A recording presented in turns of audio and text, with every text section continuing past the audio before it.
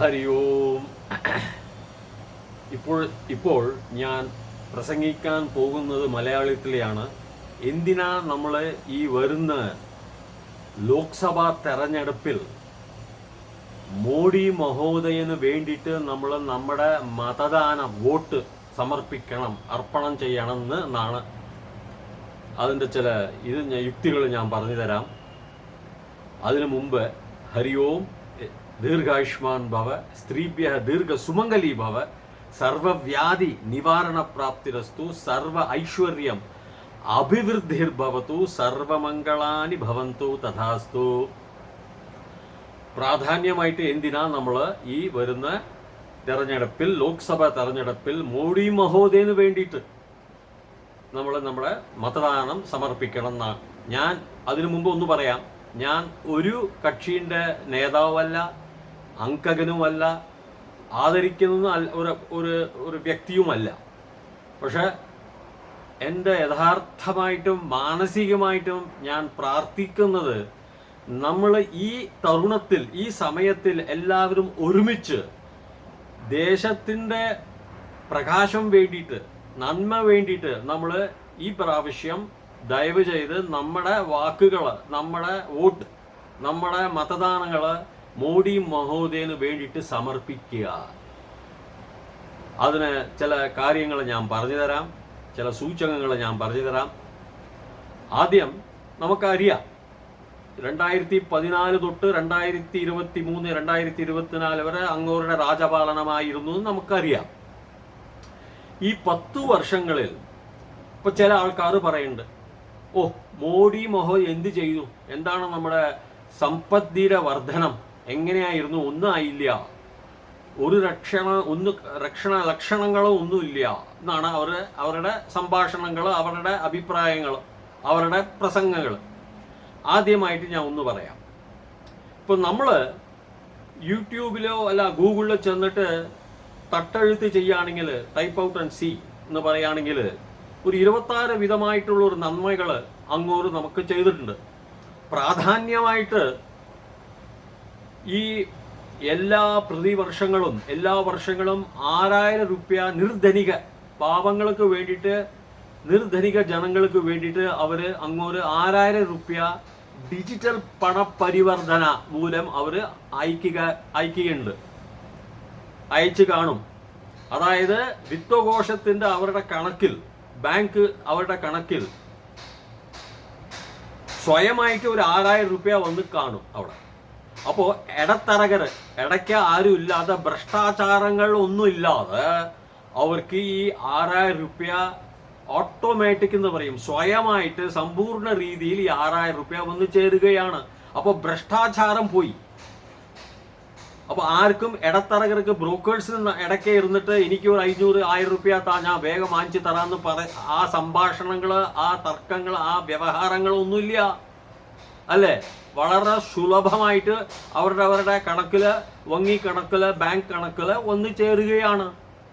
അത് പോട്ടെ, പലവിധമായ സൗജന്യങ്ങൾ, സഹായങ്ങൾ, പ്രത്യേകമായിട്ട് ഈ ശൗചാലയങ്ങൾ, എല്ലാ ഗ്രാമത്തിനും ശൗചാലയങ്ങളില്ലാത്ത ഗ്രാമം, ശൗചാലയങ്ങളില്ല വിദ്യാഭ്യാസ സ്ഥാപനങ്ങൾ, അവർക്ക് എല്ലാവർക്കും വേണ്ടിയിട്ട് ഈ ശൗചാലയങ്ങൾ അവിടെ നിർമ്മാണം ചെയ്തിട്ടുണ്ട്, സ്ഥാപിച്ചിട്ടുണ്ട്. അതുകൂടാതെ ഈ ജലസൗകര്യം, കുടിക്കാനായിട്ട് വെള്ളം, നീര് വേണം, അത് പല വിദ്യാലയങ്ങളിൽ ഉണ്ടായിരുന്നില്ല, അത് ചെയ്യുന്നു. സ്ത്രീകള്, കുട്ടികള്, സ്റ്റുഡൻസിന്, വിദ്യാർത്ഥികള് വേണ്ടിയിട്ട് അവർ പല ഉപകാരങ്ങൾ, ഔഷധ രീതിയായിട്ടുള്ള ഉപകാരങ്ങൾ പല ചെയ്തിട്ടുണ്ട്. എല്ലാ സൗജന്യങ്ങളും അവർ സ്ഥാപിച്ചിട്ടുണ്ട്. അത് നമുക്കറിയാം. ഞാൻ ഓരോരോ ഗ്രാമമായിട്ട് ചെന്ന് നോക്കിയവനാ, അത് ചുമ്മാ വെറുതെ കള്ളം പറയുന്നതല്ല. ഇതെല്ലാം പലവിധമായ സൗകര്യങ്ങൾ, ഈ പെൻഷൻ, സുരക്ഷിത പെൻഷൻ ഫണ്ട് എന്ന് പറയും, അത് ചെയ്തിട്ടുണ്ട്. ജനികൾക്ക് അവർക്ക് ലോണ്, കടം, വങ്ങികളിരുന്ന്, ബാങ്കിലിരുന്ന് കടം വാങ്ങാനുള്ള ഒരു സാധ്യതകൾ എല്ലാം അവർ സ്ഥാപിച്ചിട്ടുണ്ട്. ഈ മാർഗങ്ങൾ അവർ വളരെ തെളിവായിട്ട് അവർ പ്രസ്താവിച്ചിട്ടുണ്ട്. അത് നമുക്കറിയാം, ഉണ്ട്, സത്യമാണത്. ഇതെല്ലാം വിട്ടുതള്ളു. പിന്നെ മരുന്നുകൾ, ഔഷധങ്ങൾ നമ്മൾക്ക് കടയിൽ ചെന്നിട്ട് വാങ്ങാൻ നല്ല വില കൊടുത്ത് വാങ്ങണ്ട. പ്രധാനമന്ത്രി ഔഷധശാല ഉണ്ട്, അവിടെ ചെന്നിട്ട് ഔഷധം.com അവിടെ ചെന്നാൽ നിങ്ങൾക്ക് നിങ്ങളുടെ മൊബൈലിൽ തന്നെ കാണാം, കമ്പ്യൂട്ടറിൽ തന്നെ, കണിനിമയത്തിൽ തന്നെ കാണാം. അവിടുന്ന് ഓർഡർ ചെയ്ത് കഴിഞ്ഞാൽ അത് സാധനങ്ങളുടെ ഔഷധങ്ങൾ അത് സ്വയമായിട്ട് നിങ്ങളുടെ വീട്ടിലേക്ക് വന്നു ചേരും. ഇതെല്ലാം വിട്ടുതള്ളപ്പ. നമ്മൾ അന്തർരാഷ്ട്രീയ വിദേശിക പ്രദേശങ്ങളെ രാജപാലകാഹ അവരെന്ത് പറയണു? എടുത്തോളൂ, അമേരിക്ക എടുത്തോളൂ. ബൈഡൻ അത്രയും ശ്ലാഘിക്കുകയാണ്. മോഡി മഹോദയന ബെസ്റ്റ് എന്ന് പറയണു. ലോക അധ്യക്ഷന്മാർ, പാലകന്മാർ ഒരുപാടുണ്ട്. അവരുടെ മധ്യയില് അവരുടെ ഇടയ്ക്ക് മോഡി മഹോദയയാണ് ഏറ്റവും ഔന്നത്യ സ്ഥാനം എന്ന് തെളിവായിട്ട് പുറത്തു പറയുക. ഒരു ഇതുമില്ലാതെ, വിരുദ്ധമില്ലാതെ പുറത്ത് അങ്ങോട്ട് സ്വീകരിക്കുകയാണ്. മോഡി മഹോദയാണ് ഏറ്റവും ഔന്നത്യ പവിത്ര രാജപാലകൻ എന്ന്. ഈ ഓസ്ട്രേലിയൻ പ്രധാനമന്ത്രി എന്തു പറഞ്ഞു? You are my boss. ഇതെങ്ങനെ പറഞ്ഞു കേട്ടിട്ടുണ്ടോ? എന്തിനാ? എങ്ങനെയാ പറയുന്നത്? യു കെ ഐരോപ്യ ദേശങ്ങള് അവസാനമായിട്ട് ഈ ചീന പ്രദേശത്തിന്റെ രാജപാലകൻ ക്സി ജിൻപിങ് അങ്ങോട്ട് പറയുക ഇന്ത്യ ഈസ് ഡെവലപ്പിംഗ് കൺട്രി എന്ന് അങ്ങോട്ട് സമ്മതിച്ചു, അങ്ങോട്ട് അംഗീകരിച്ചു ഇന്ത്യ ഡെവലപ്പിംഗ് എന്ന്. വാജ്പേയി സമയത്ത് അവർ ഈ അണുകുണ്ട് പൊട്ടിച്ചപ്പോ, വിസ്ഫോടനം ചെയ്തപ്പോ അവർ പറയുക അഡ്രസ് യുവർ പോവർട്ടി, നിർധനികത്വം, അതിനെ മുതൽ കാണുക, അതിനെ മുതൽ ശരിപ്പെടുത്തുക. പിന്നീട് താൻ അണുകുണ്ടോ ഈ ആറ്റോം ബോംബോ പൊട്ടിക്കാനായിട്ട് വന്നോളൂ. കഴിക്കാൻ ഊണില്ല നിങ്ങളുടെ നാട്ടിൽ എന്നാണ് അവർ പറഞ്ഞത്. അപ്പൊ അത് പോയി. അപ്പൊ അവർ അംഗീകരിക്കുക. ഇതെല്ലാം വിട്ടുതള്ളപ്പ. ഞാൻ ഒന്ന് പറയാം, ഈ പല സൗകര്യങ്ങള് നമ്മുടെ എല്ലാവരും, ചില വിൽപ്പന്നന്മാർ, ചില പണ്ഡിതന്മാർ, ഈ സമ്പത്തി എക്കോണമിസ്റ്റ് എന്ന് പറയും, അവരെന്ത് പറയണു? എന്താ ഒന്നും ചെയ്തിട്ടില്ല, നമ്മുടെ നാടൊന്നും വർദ്ധിച്ചിട്ടില്ല, അങ്ങനെ ഒന്നും ഇമ്പ്രൂവ് ആയിട്ടില്ല എന്നാണ് അവർ സാധാരണമായിട്ട് പറയുക. ഞാൻ കണക്ക് വിവരം പറയാം. 2014 GDP എന്ന് പറയും. GDP എന്ന് പറഞ്ഞു കഴിഞ്ഞാൽ ഗുഡ്സ് ആൻഡ് സർവീസസ് ആണ്. സാധനങ്ങള്, സേവകള് പ്രൊഡ്യൂസ്ഡ്, ഉൽപാദനം ചെയ്തിട്ടുള്ള ഒരു 12 മാസമാണ് അതിന്റെ കണക്ക്. ഒരു വർഷത്തിന്റെ കണക്ക് 12 മാസം. അതിനുള്ളിൽ എത്രയാണ് നിങ്ങൾ ചെയ്തിട്ടുള്ളത്? നിങ്ങൾ വാസ്തവത്തിൽ നിങ്ങൾ ഒരു വളർന്ന നാടാണോ, നല്ല ഒരു പണക്കാര നാടാണോ എന്ന് അവർ ചോദിക്കുക. അപ്പൊ അതിന്റെ കണക്കാണ് എല്ലാവരും കൊടുക്കുന്നത്. നമ്മുടെ GDP 2014 മോഡി മഹോദയ ഈ സിംഹാസനത്തിൽ കയറും മുമ്പ് $1.85 ട്രില്യൺ. ഒരു ട്രില്യൺ എന്ന് പറഞ്ഞാൽ 1000 ബില്യൺ ആണ്. ഒരു ബില്യൺ എന്ന് പറഞ്ഞാൽ 100 കോടി എണ്ണം, 100 കോടി നമ്പർ വെച്ചോളൂ, അതെല്ലാം വിട്ടോളൂ. 1.85 ട്രില്യൺ US ആണ്. 1.85 US. ഇത് കണക്ക് വിവരം ഞാൻ പറഞ്ഞ് തെളിവായിട്ട് പറഞ്ഞു ബോധ്യപ്പെടുത്തുക നിങ്ങളെ. ഇപ്പോഴത്തെ 2023 ഡിസംബർ വരെ വേൾഡ് ബാങ്കും IMF പറയുക നമ്മുടെ GDP 3.85 ട്രില്യൺ, $4 ട്രില്യൺ എട്ടാൻ പോവാ വേഗം. അപ്പോ 2.5 മടങ്ങ് നമ്മുടെ ഉൽപാദനവും നമ്മുടെ സേവകളും വർദ്ധിച്ചിട്ടുണ്ട് അല്ലേ? അപ്പോ ആ വിധത്തിൽ നമ്മുടെ ധനം പെരുകിയിട്ടുണ്ട്, വളർന്നിട്ടുണ്ട്, വർദ്ധിച്ചിട്ടുണ്ട്. അപ്പോൾ ഇതിനു വേണ്ടിയിട്ട് വേറെ നിങ്ങൾക്ക് വല്ല സാക്ഷികൾ വല്ല ആവശ്യമാണോ?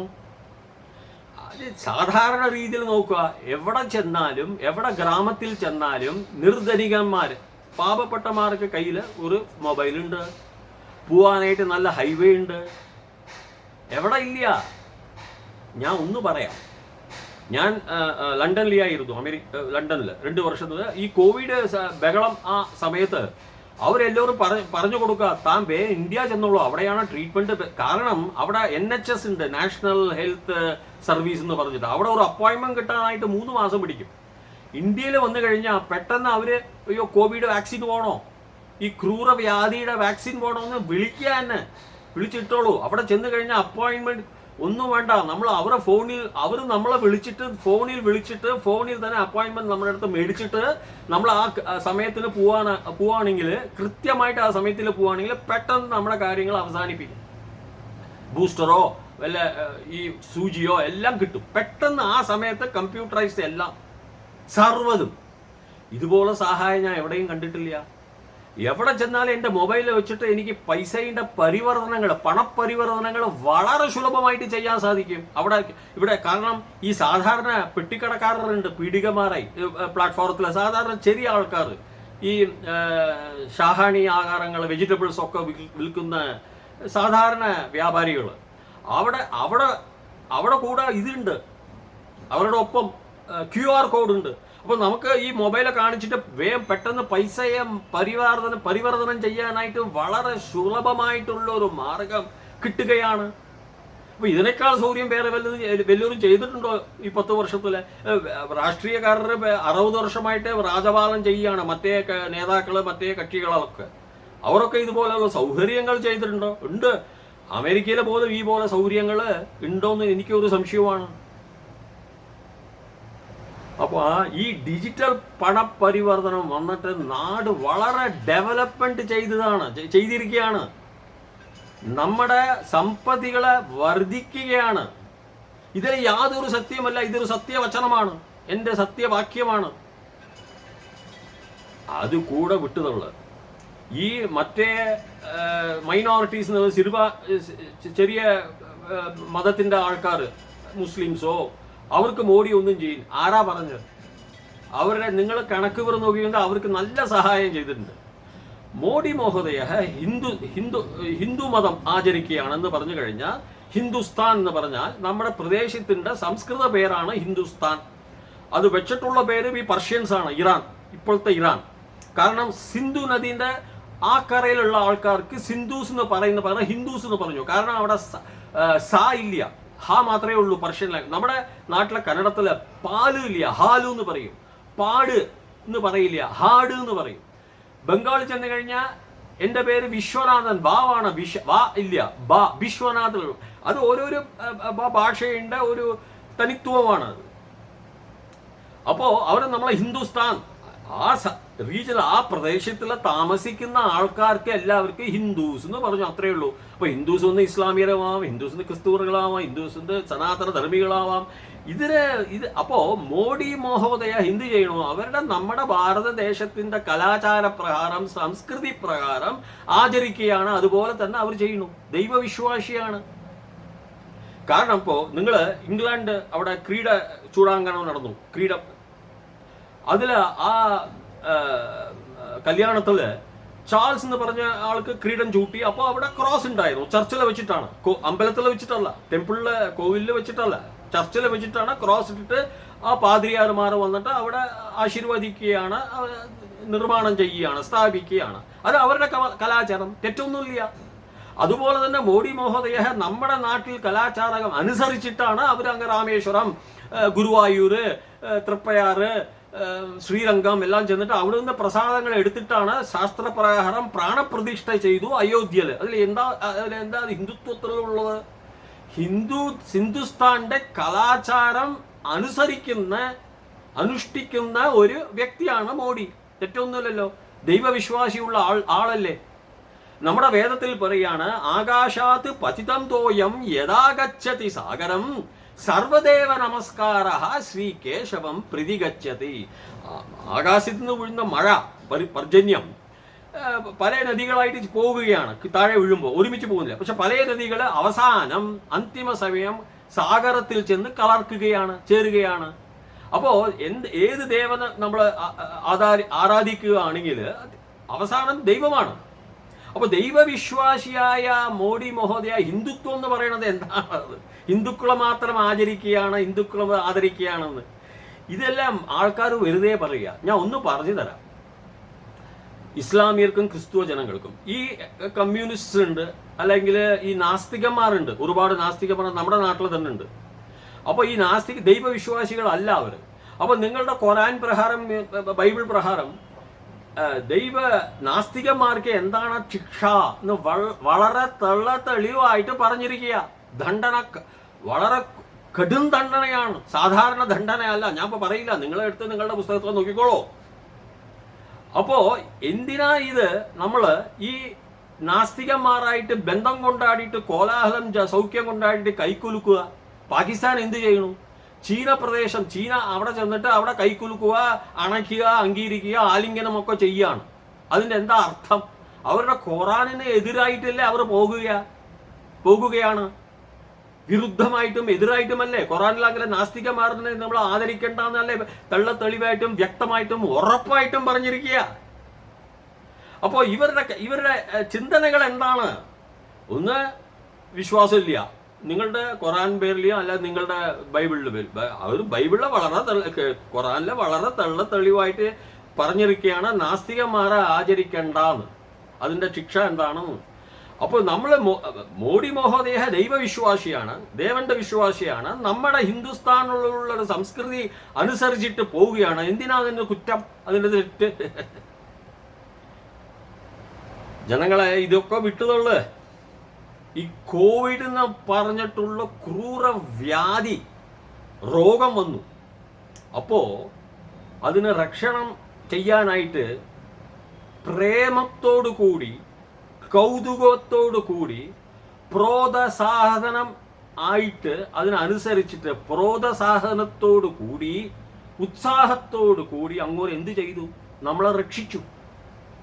ഈ മരുന്നുകൾ ഇവിടെ ഉൽപാദനം ചെയ്തിട്ട് അതിനെ ചെയ്യാനായിട്ടുള്ള ഒരു സകലവിധ സൗകര്യങ്ങളും ഉത്സാഹങ്ങളും അവർക്ക് ഉൽപ്പത്തി ചെയ്യുന്ന കമ്പനികൾക്ക് കൊടുത്തിട്ട് ചെയ്യിപ്പിച്ചിട്ട് ഈ മരുന്നുകളെ വിനിയോഗം ചെയ്തിട്ട് നമ്മുടെ രക്ഷിതം നമുക്ക് ലഭിച്ചില്ലേ?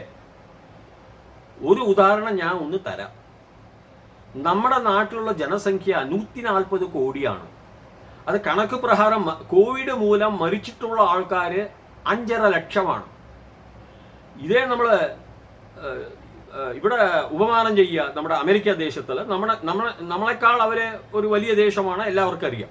ജനസംഖ്യ അവിടെ 35 കോടി, 1/4 ഭാഗം. മരണിച്ച ആൾക്കാർ 18 ലക്ഷം. ഇതേ യൂറോപ്പ് എടുത്തോളൂ. മൊത്തം യൂറോപ്പിന്റെ ജനസംഖ്യ 40 കോടിയാണ്, 35-40. അവിടെയും 12-13 ലക്ഷം ആൾക്കാർ കോവിഡ് കാരണം മുഖാന്തരം അവർ ഒരു 12-13 ലക്ഷം ആൾക്കാരും മരിച്ചിട്ടുണ്ട്. അപ്പോ ഇത് എന്ത് ഇതിനെ ദർശിക്കുക, എന്ത് ഇത് നമുക്ക് വിപുലമായിട്ട് നമുക്ക് വെളിപ്പെടുത്തുക എന്ന് പറഞ്ഞു കഴിഞ്ഞാൽ മോഹിത് മഹോദയസ്യ ഉത്സാഹം, കൗതുകം, അവരുടെ വളരെ ഉള്ള ശ്രദ്ധ, ഇതെല്ലാം നമ്മുടെ ദേശത്തിലുള്ള ജനങ്ങളെ നമ്മളെ എങ്ങനെയായാലും രക്ഷിക്കണം, സഹായിക്കണം. ഈ ക്രൂരവ്യാധിനെ പുറത്താക്കിയിട്ട് അവരുടെ ജീവനത്തെ നമ്മൾ രക്ഷിക്കണം എന്ന് ആ കൗതുകത്തോടു കൂടി, ഉത്സാഹത്തോടു കൂടി, പ്രേമത്തോടു കൂടി, വളരെ ശ്രദ്ധ വെച്ചിട്ട് അവർ നമുക്ക് ഔഷധ ഉപചാരങ്ങൾ പല ചെയ്തിട്ടുണ്ട്. പല ആൾക്കാർ സുരക്ഷിതമായിട്ട് പുറത്തും വന്നിട്ടുണ്ട്, ജീവിച്ചിരിക്കുകയാണ് എപ്പോഴും. അപ്പോ ഞാൻ പറയണത് എന്തെന്ന് വെച്ചാൽ, ഈ ജീവനരക്ഷം നമുക്ക് തന്ന ഗുരുവാണ്, അവർക്ക് നമ്മൾ ഗുരുദക്ഷിണ കൊടുക്കണ്ടേ? ഞാനൊരു വേദശാസ്ത്രങ്ങള് കുറേശ്ശൊക്കെ അഭ്യാസമായിട്ടുള്ള അവസ്ഥയിലുള്ള സ്ഥിതിയിലുള്ള ആളായിട്ട് പറയുക, ഒരു ബ്രാഹ്മണനായിട്ട് പറയുക, ഇത് നമ്മൾ ഗുരുദക്ഷിണ കൊടുത്തില്ലെങ്കിൽ മോഡി മഹോദയന് വേണ്ടിയിട്ട് നമുക്ക് പാപങ്ങൾ വന്നു ചേരും. നമ്മളെ ശപിക്കുന്നത് നമ്മുടെ പ്രപഞ്ചത്തിലുള്ള സർവശക്തികൾ നമ്മളെ ശപിക്കും. മോഡി മഹോദയ നമ്മളെ ശപിക്കില്ല, പവിത്രമായ ആളാണ് അങ്ങോട്ട്.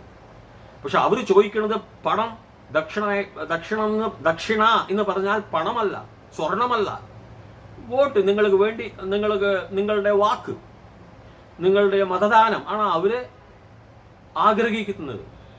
അപ്പോൾ ആ ആഗ്രഹം നമ്മൾ അനുസരിച്ചിട്ട് പോയില്ലെങ്കിൽ പാപങ്ങൾ വന്നു ചേരും. ഈ പാപങ്ങൾ നിവൃത്തി ചെയ്യാനായിട്ട് നമ്മൾ പല ജന്മങ്ങൾ, പുനർജന്മം, പുനർമരണം എന്ന് പറഞ്ഞിട്ട് ആ ചക്രത്തിൽ നമ്മൾ വീഴ്ന്നു പോകും. ഇത് സത്യമാണ്. Matter cannot be created or destroyed. You are responsible for your own actions. എല്ലാവരും പറയുക, as thou so thou shall reap. അത്രയേ ഉള്ളൂ. അപ്പൊ ഈ പാപങ്ങൾ നമ്മൾ വേണമെന്ന് ചെയ്യുകയാണെങ്കിൽ പാപങ്ങൾ വന്നു ചേരും. ശാപങ്ങൾ, പ്രപഞ്ചത്തിലുള്ള ശക്തികൾ നമ്മളെ ശപിക്കും. അവർ നിങ്ങളുടെ ജീവനത്തെ നിങ്ങളുടെ സുഖമായിട്ട് ജീവിക്കാനുള്ള ഒരു മാർഗം തന്നില്ലേ, മരുന്ന് തന്നില്ലേ, ഔഷധം തന്നില്ലേ? അപ്പോൾ അവർക്ക് ദക്ഷിണ കൊടുക്കണ്ടേ? ആ ദക്ഷിണ കൊടുത്തില്ലെങ്കിൽ നമ്മുടെ മനസ്ഥിതി എന്താണ്? വളരെ മോശമായ ഒരു മനസ്ഥിതിയല്ലേ? അതാണ് ഞാൻ പ്രാർത്ഥിക്കുക, ഈ പാപങ്ങള് നമ്മൾ അപരോധനം ചെയ്യാനായിട്ട്, നമ്മൾ പുണ്യങ്ങൾ ഒന്ന് ലഭിക്കാനായിട്ട് ഈ തവണ വരുന്ന ലോക്സഭാ തെരഞ്ഞെടുപ്പിൽ മോഡി മഹോദയന് വേണ്ടിയിട്ട് നിങ്ങളുടെ മതദാനം കൊടുക്കുക എന്ന് ഞാൻ പ്രാർത്ഥിക്കുക. അതാണ് എൻ്റെ യഥാർത്ഥമായിട്ടും മാനസികമായിട്ടുമുള്ള ഒരു പ്രാർത്ഥന. ദയവ് ചെയ്ത് എല്ലാവരും അതുപോലെ തന്നെ ചെയ്തോളൂ. ഏത് കക്ഷിക്കാരായാലും ശരി, നിങ്ങൾ ആ കക്ഷി മറ്റേ കക്ഷി ആയാലും ശരി, മോഡി മഹോദയനെ ഉദ്ദേശിച്ച് നിങ്ങളുടെ മതദാനം ദയവ് ചെയ്ത്, അവർ ഏത് കക്ഷിയാണ്, ഇപ്പോൾ ബി ജെ പിയുടെ അധ്യക്ഷനാണ്, അപ്പോൾ അവർ പറയുന്ന പോലെ നിങ്ങൾ വോട്ട് ചെയ്യുക എന്നാണ് എൻ്റെ പ്രാർത്ഥന. ഇതിനെ അഭ്യർത്ഥിക്കുകയാണ്. ദയവ് ചെയ്ത് നമുക്ക് പുണ്യം വരാനായിട്ടും ഗുരുക്ക് ഒരു ദക്ഷിണ വേണ്ടിയിട്ട്, ഗുരുവിന് ഒരു ദക്ഷിണ കൊടുക്കേണ്ട ഉള്ള ഒരു സന്ദർഭത്തിന് കാരണമായിട്ട് ദയവ് ചെയ്ത് ഗുരുദക്ഷിണ കൊടുക്കുക. ഗുരുദക്ഷിണ എന്ന് പറഞ്ഞാൽ നിങ്ങളുടെ മതദാനമാണ് അവർക്ക് വേണ്ട ഗുരുദക്ഷിണ. ദയവ് ചെയ്ത് കൊടുക്കാൻ ഞാൻ പ്രാർത്ഥിക്കുകയാണ്. എല്ലാവരും ശുഭമായിട്ട് ഇരിക്കുകയാണ്. ഭൂയാത് താവത് ശുഭമംഗളം. ഹരി ഓം.